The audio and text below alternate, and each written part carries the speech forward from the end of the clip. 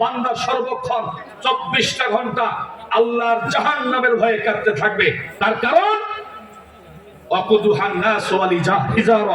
আল্লাহ পাকের জাহান্নামের মধ্যে মানুষ এবং পাথর দ্বারা জাহান্নামকে উত্তপ্ত করা হবে। এ ভাইজান, শুধু তাই নয়, জাহান্নামটা এমন একটি স্থান, মরবেও না বাঁচবেও না, এমন একটা অবস্থা হবে, মানে ভেলকি মারার মতো একটা খেলা আল্লাহ কিছু জাহান্নামীদেরকে নিয়ে খেলবে। বলেন আল্লাহু আকবার, আরো জোরে বলেন আল্লাহু আকবার। সুতরাং আমরা কি জাহান্নামে যেতে চাই কি জান্নাতে যেতে চাই?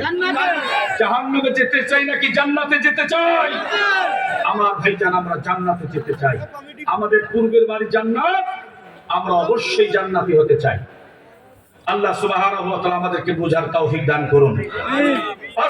4 নাম্বার কোয়ালিটি হলো অবশ্যই বান্দা আল্লাহ ছাড়া কারো কাছে মাথা নত করবে না। আল্লাহ বলছেন অন্যত্র, ইন্নানি আনাল্লাহ, নিশ্চয়ই আমি আল্লাহ, লা ইলাহা ইল্লা আনা, আমি ছাড়া কোনো রব নাই, আমি ছাড়া কোনো মাবুদ নাই, আমি ছাড়া কোনো আইনদাতা নাই, আমি ছাড়া কোনো বিধানদাতা নাই, আমি ছাড়া কোনো গড নাই, আমি ছাড়া কোনো প্রভু নাই। সুতরাং ফাবুদুনি, আমি আল্লাহর দাসত্ব করো, আমি আল্লাহ পাকের ইবাদত করো, আমি আল্লাহর গোলামি করো। ওয়া আকিমিস সালাতা লিযিকরি, আর আমি রব্বে কারীমের সন্তুষ্টির জন্য সালাত আদায় করো। বলেন আল্লাহু আকবার। আরো জোরে বলেন আল্লাহু আকবার। আরেকটাবার বলেন আল্লাহু আকবার।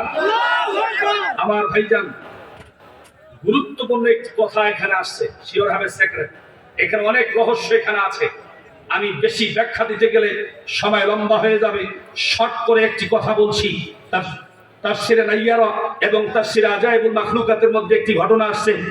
আল্লাহ সুবহানাহু ওয়া তাআলা 5 ওয়াক্ত নামাজ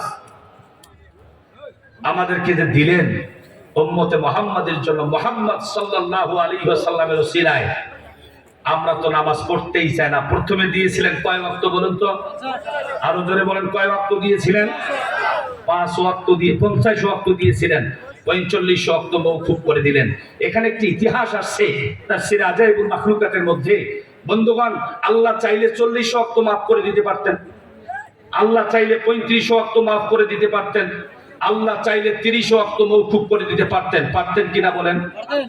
কিন্তু কেন 45 ওয়াক্ত দিলেন? It's a long history and big history. আমার সম্মানিত ভাইরা, আমার মুসলমান বন্ধুগণ, আমার তারাগঞ্জ এলাকাবাসী, আমার ভাইয়া, আল্লাহ সুবহানাহু ওয়া তাআলা 5 ওয়াক্ত নামাজ দিয়েছেন। 5 জন নবীর নফল ইবাদতকে ফরজ বানায়া দিয়ে, অর্থাৎ 5 জন নবীর ওসিলা করে আল্লাহ সুবহানাহু ওয়া তাআলা আমাদেরকে 5 ওয়াক্ত নামাজ হাদিয়া দিয়েছেন। সুবহানাল্লাহ। খুব শর্ট করে বলছি প্লিজ।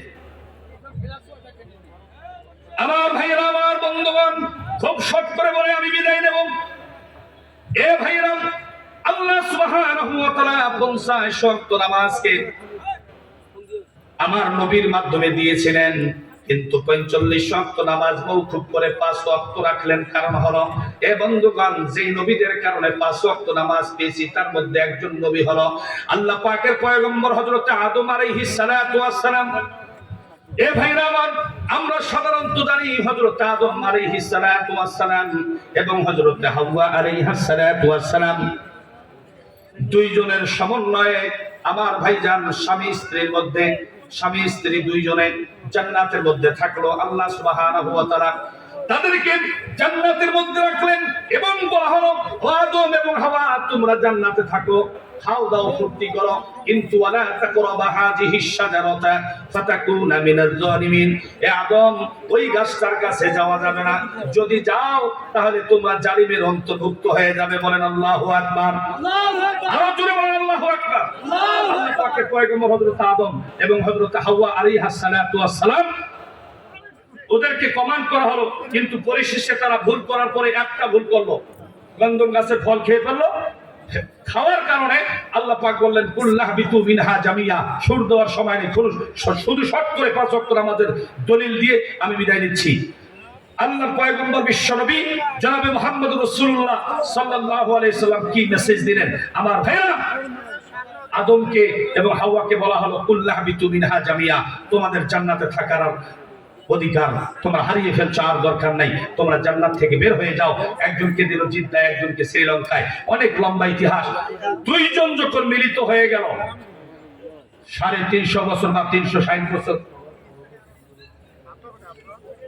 তাই না? অধ্যকার ভালো আছেন আপনি? জি ইনশাআল্লাহ অবশ্যই কথা হবে আপনার সাথে। অধ্যকার মাহফিলের সম্মানিত সভাপতি মহোদয় উনি উপস্থিত হয়েছেন, বলেন আলহামদুলিল্লাহ। আমি আপনাদেরকে যেটা বলতে চাচ্ছি, দুইজনকে যখন দুই দিকে ফেলাই দিল, কত বছর কাঁদছেন একটা ভুলের জন্য? কথা না বললে বুঝি কি? 350 বছর বা 360 বছর ব্যাখ্যা করার সময় নেই, শুধু হেডলাইন স্বরূপ কাজ দিয়ে যাচ্ছি। 350 বছর কাঁদলেন একটা ভুলের জন্য। কত বছর? আল্লাহ পাক 2 রাকাত নামাজের মাধ্যমে হযরত আদম ঠিক 4টা থেকে 4:30 বা 4:15 এর মাঝামাঝি অবস্থানে 2 রাকাত নফল নামাজ পড়ার পরে এমন কান্না কাঁদলেন, আর এই নামাজটা আমার আল্লাহর কাছে এত পছন্দ হলো, উম্মতে মুহাম্মাদের জন্য কিয়ামত পর্যন্ত এই 2 রাকাত নফল নামাজকে ফজরের ফরজ নামাজ বলে গণ্য করে দিলেন। আরো আসতে বলেন সুবহানাল্লাহ। আমার ভাইরা, আমরা জোহরের নামাজ পেয়েছি হযরত ইব্রাহিম আলাইহিস সালাতু ওয়াস সালামের কারণে। ইব্রাহিম আলাইহিস সালাতু ওয়াস সালামকে যখন নমরুদ আগুনের মধ্যে নিক্ষেপ করে, আল্লাহ সুবহানাহু ওয়া তাআলা পয়গম্বরের কাছে বিভিন্ন ফেরেশতারা আসছিল সহযোগিতা নিয়ে। তিনি বলেছেন, আল্লাহ তো দেখতেছেন, যদি আল্লাহ আমাকে ফেলায় শান্তি পায়, তোমাদের সমস্যা কোথায়? একটু আল্লাহু আকবার বলা যাবে না?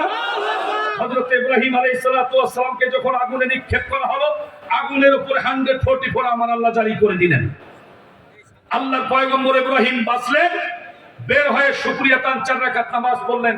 এই নফল 4 রাকাত নামাজটা আমার আল্লাহর কাছে এত পছন্দ হলো, উম্মতে মুহাম্মাদের জন্য এই 4 রাকাত নামাজ যোহরের নামাজ বলে গণ্য করে দিলেন। আরো জোরে জোরে জোরে জোরে আসরের নামাজটা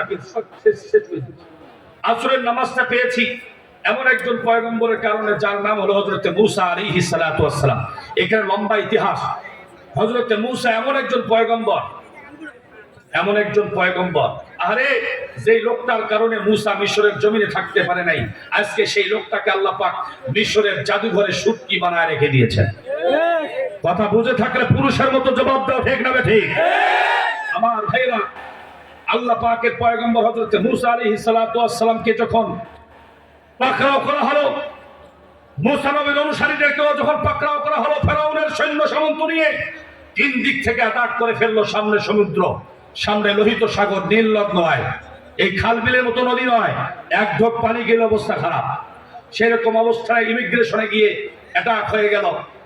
হযরত মূসার অনুসারীরা বলল, ইন্নালা মুদরিকুল, হে মূসা, আমরা তো ধরা খেয়ে গেলাম, পাকড়াও হয়ে গেলাম।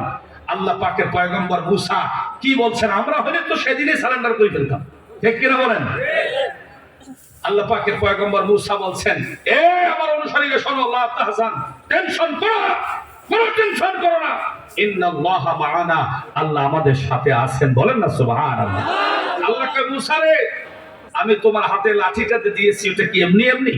সমুদ্রে বাড়ি মারো, বাড়ি মারার সাথে 11টা রাস্তা হয়ে গেল। সুবহানাল্লাহ।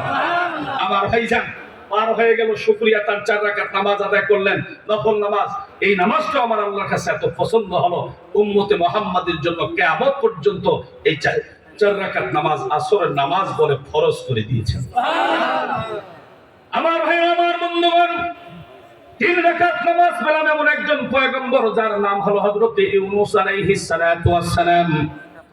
আমার ভাইজান, আমরা সাধারণত অনেকেই জানি, আমরা অনেক মানুষ জানি হযরত ইউনূসকে মাছে খেয়ে ফেলেছিল, এবং তিনি মাছের পেটের ভিতরে কতদিন ছিলেন? আমার ভাইজান 40 দিন ছিলেন। শুধু কি একটা মাছের পেটের ভিতরে? না না, একটা মাছের পেটের ভিতরে হযরত ইউনূস নবী ছিলেন। ওই যেই মাছের পেটের ভিতরে ইউনূস আলাইহিস সালাতু ওয়াস সালাম, ওই মাছটাকে একটা বড় মাছ খেয়ে ফেলেছে। সুবহানাল্লাহ কোন। আবার সেই মাছটাকে আর একটা বড় তিমি মাছ খেয়ে ফেলছে।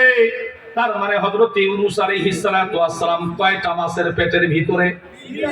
3টা মাছের পেটের ভিতরে। আরেকটি এখানে উদাহরণ দিলে বুঝতে পারবেন। আমরা কিছু বড় বড় মাছ যখন বাজার থেকে নিয়ে আসি, মাছের পেটের ভিতরে যখন আমরা কাটি, মাছের পেটের ভিতরে কিছু ছোট ছোট মাছ পাওয়া যায়, যায় কি যায় না? আমার ভাইজান, ইউনূস নবী যে মাছের পেটের ভিতরে, ওই মাছের ভিতরে দেখতেছে কিছু ছোট ছোট মাছ, খালি কি যেন পড়তে সার। পয়গম্বর ইউনূস তো সকল মাখলুকদের ভাষা বুঝতেন। সুবহানাল্লাহ। তাদেরকে বলা হলো, তাহলে আমি দিয়ে আসো, এই তোমরা কেন পড়ো, কি জন্য এই দোয়াটা পড়ো? আল্লাহ পাকের পয়গম্বরের সামনে মাছগুলো বলতেছে, ইউনূস, আমরা যদি কোনো সময় বিপদে পড়ে যাই, আল্লাহ আমাদেরকে দোয়া শিখিয়েছেন, এই দোয়া পড়লে আল্লাহ আমাদেরকে মুক্ত করে দেন। বলেন না সুবহানাল্লাহ। ইউনূস নবী বলতেছে, এই দোয়া তো আমার জন্য পড়া ওয়াজিব হয়ে গেছে। আল্লাহু আকবার কোন। তিনি পড়ে নিলেন, পড়ুন, লা ইলাহা ইল্লা আনতা সুবহানাকা ইন্নী কুনতু মিনাজ জালিমিন। শেষ করে দেব। ইউনূস আলাইহিস সালাতু ওয়াস সালাম যখন পড়ে নিলেন লা ইলাহা ইল্লা আনতা সুবহানাকা ইন্নী কুনতু মিনাজ জালিমিন, সঙ্গে সঙ্গে মাছের পেটের ভিতরে ব্যথা শুরু হয়ে গেল। মাছ বের করে দিলেন সমুদ্রের কিনারে। বলে আল্লাহু আকবার।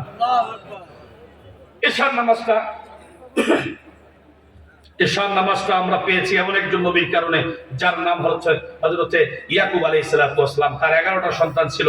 ছোট্ট সন্তান হলো ইউসুফ আলাইহিস সালাতু ওয়াস সালাম। আর বলার সময় নাই, এখানে অনেক লম্বা কথা ছিল। আল্লাহ সুবহানাহু ওয়া তাআলা আমাদেরকে বুঝার তৌফিক দান করেন। বলেন আমিন। আরো জোরে বলেন আমিন। আজকের পর থেকে 5 ওয়াক্ত নামাজ পড়ব তো ইনশাআল্লাহ। যারা কারা পড়ব দুই হাত দেখা দাও। আল্লাহ লিল্লাহি তাকবীর, লিল্লাহি তাকবীর। ওয়াখির দাওয়ানা আলহামদুলিল্লাহি রাব্বিল আলামিন। আমরা যারা দাঁড়িয়ে আছি একটু মেহেরবানি করে বসে